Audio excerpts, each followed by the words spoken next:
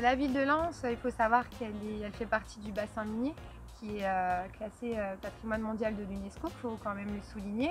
Donc c'est une ville qui se découvre une vocation touristique, une architecture et des paysages uniques.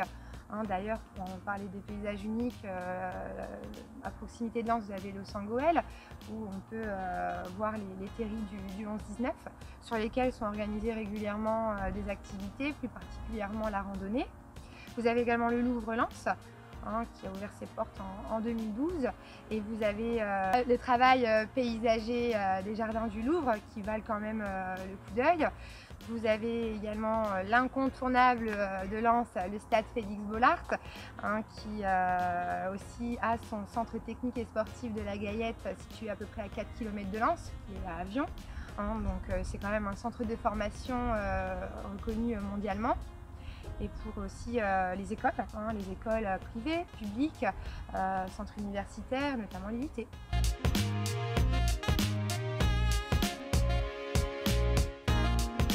Alors la qualité de vie, elle se résume par la proximité de commodité, notamment dans l'hypercentre-ville de Lens. Vous avez accès à pied, boulangerie, pharmacie, pas mal de boutiques de prêt-à-porter. Vous avez également les restaurateurs, les bars.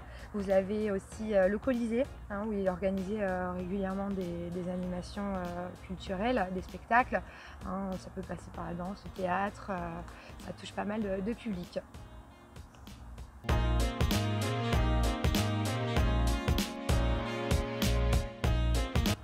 De nombreux types de biens, ça part par la construction 1800, 1900, notamment les maisons bourgeoises, les maisons de maîtres, maisons d'ingénieurs des mines, après les constructions des années 50, les types bâtis, les années 80, il y a beaucoup de panels assez larges. Terrains, studios, appartements, immeubles de rapport. Donc c'est vrai que ça permet de pratiquer une activité plus ou moins complète en termes d'infrastructure, d'architecture.